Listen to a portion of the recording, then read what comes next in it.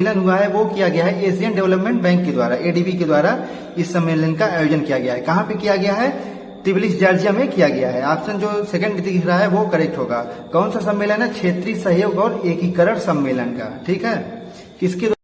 Hello everyone, RO समीक्षा अधिकारी एवं सहायक समीक्षा अधिकारी के लिए जो अपनी करंट अफेयर्स की सीरीज चल रही थी, उस सीरीज की में आज हम 7वां वीडियो लेके प्रेजेंट है। तो आइए देखते हैं आज का वीडियो का पहला क्वेश्चन। कह रहा है हाल ही में किस देश ने क्वाड समूह में शामिल होने का प्रस्ताव दिया है? इसे इंग्लिश में कुछ इस तरह लिखा जाता है, कैपिटल में बोल्ड में QUAD। ठीक है ना, इसमें 4 देश हैं, वो आप कमेंट करके बताइएगा। तो देखिए, एक देश ने हाल ही में इस समूह में शामिल होने का प्रस्ताव दिया है। हमारे जो विकल्प है उनमें पहला है चाइना, रसिया, दक्षिण कोरिया या श्रीलंका। तो इसका जो करेक्ट आंसर होगा वो होगा दक्षिण कोरिया, ऑप्शन 3। ठीक है, दक्षिण कोरिया ने क्वाड समूह में शामिल होने का हाल ही में प्रस्ताव दिया है। अगला प्रश्न कह रहा है हाल ही में चर्चा में रही भोज अर्ध भूमि का संबंध भारत के किस राज्य से? हमारे जो विकल्प है उनमें पहला है गुजरात, मध्य प्रदेश, महाराष्ट्र या फिर केरल। तो हम सभी को मालूम है जो भोज वेटलैंड है वो है अपना MP मध्य प्रदेश में। ठीक है, जहाँ की CM कौन है? शिवराज सिंह चौहान। तो इसका जो सही विकल्प होगा वो होगा ऑप्शन 2। हमारा अगला प्रश्न कह रहा है हाल ही में सुर्खियों में रही पलामुरू रंगारेड्डी लिफ्ट सिंचाई परियोजना किस राज्य में शुरू हुई? हमारे जो विकल्प है तमिलनाडु, उत्तर प्रदेश, राजस्थान या तेलंगाना। तो यूपी देख के आपको यूपी नहीं मार देना है कि यूपी के एग्जाम में तो यूपी आ गया तो मार दिया। इसका जो सही उत्तर होगा वो होगा ऑप्शन 4 तेलंगाना। तेलंगाना में पलामुरू रंगारेड्डी लिफ्ट सिंचाई परियोजना जो है वो चालू हुई है। ठीक है ना।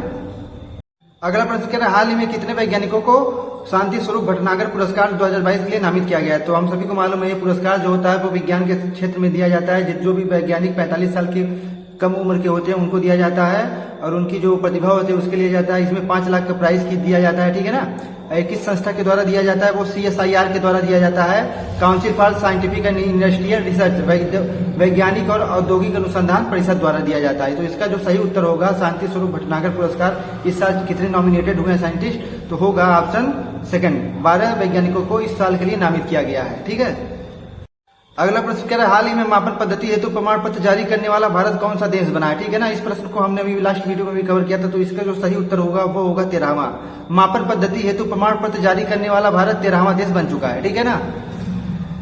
अगला प्रश्न कह रहा है हाल ही में G20 में शामिल हुआ अफ्रीकन यूनियन के वर्तमान अध्यक्ष कौन है? तो हम सभी को मालूम है G20 में अफ्रीकन यूनियन शामिल हुआ है। हो सकता है प्रश्न अगर घुमा के हमसे पूछता है तो कि अफ्रीकन यूनियन के वर्तमान अध्यक्ष कौन है? तो अजाली असौमनी। ठीक है ना, नाम थोड़े विदेशी, इस नाते नाम थोड़े अजीब भी होते हैं, दुर्लभ होते हैं, सुनने और बोलने में तकलीफ होती है।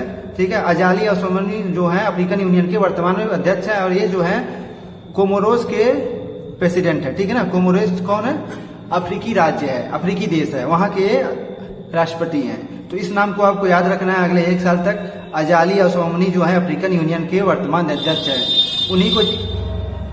अगला प्रश्न कह रहा है हाल ही में किस देश ने रूस के वैगनर ग्रुप को आतंकवादी संगठन घोषित किया? हमारे जो विकल्प है उनमें पहला है फ्रांस है, यूनाइटेड किंगडम, चाइना या फिर संयुक्त राज्य अमेरिका। तो इसका जो सही उत्तर होगा यूनाइटेड किंगडम, ऑप्शन B में दिख रहा है। इसने रूस के वैगनर ग्रुप को क्या किया है? टेररिस्ट ऑर्गेनाइजेशन डिक्लेयर किया है। वैगनर ग्रुप क्या है? निजी सैन्य समूह है। ठीक है ना, रूस का निजी सैन्य समूह है। मीडिया में इसे भाड़े के सैनिक के समूह के रूप में देखा जा रहा है। तो वैगनर ग्रुप काफी चर्चा में रहा है लास्ट 1 ईयर से। अगला प्रश्न कह रहा है हाल ही में किन 2 देशों ने मिलकर इंफ्रास्ट्रक्चर फाइनेंसिंग ब्रिज का उद्घाटन किया? कौन सा ब्रिज है? Infrastructure financing bridge. तो इसका जो सही उत्तर होगा वो होगा भारत और ब्रिटेन। भारत और ब्रिटेन ने इस इंफ्रास्ट्रक्चर फाइनेंसिंग ब्रिज को क्या किया है? लॉन्च किया है। इस बात को भी आपको याद रखना है। अगला प्रश्न कह रहा है चर्चा में रही क्षेत्रीय सहयोग और एकीकरण सम्मेलन 2023 का आयोजन कहाँ किया गया? देखिए, ये जो सम्मेलन हुआ है वो किया गया है एशियन डेवलपमेंट बैंक के द्वारा, एडीबी के द्वारा इस सम्मेलन का आयोजन किया गया है। कहाँ पे किया गया है? तिबिलिस जॉर्जिया में किया गया है। ऑप्शन जो सेकंड दिख रहा है वो करेक्ट होगा। कौन सा सम्मेलन है? क्षेत्रीय सहयोग और एकीकरण सम्मेलन का। ठीक है, किसके द्वारा किया जाए अगर पूछता है तो एडीबी, एशियन डेवलपमेंट बैंक के द्वारा ही किया गया है।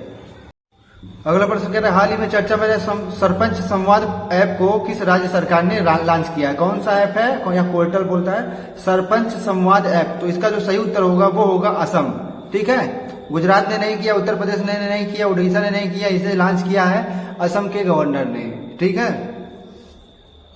अगला प्रश्न कह रहा है हाल ही में चर्चा में रही गिफ्ट डीड योजना का संबंध किस राज्य से है? तो पहले हम उत्तर देख लेते हैं, उसके बारे में चर्चा करेंगे।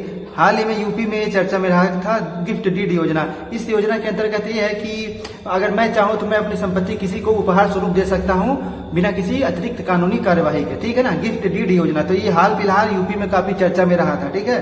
तो इसका जो सही विकल्प होगा वो होगा ऑप्शन 4 उत्तर प्रदेश। अगला प्रश्न कह रहा है, हाल ही में चर्चा में रहा ट्रू नेट पोर्टेबल टेस्ट का संबंध किससे है? तपेदिक, निपाह वायरस, कोरोना वायरस या इनमें से कोई नहीं। तो हाल ही में निपाह वायरस जो है केरल में काफी क्या किया है, तबाही मचाई है, ठीक है ना। और इससे भी भीषण मचाएगा, ऐसी संभावना मानी जा रही है।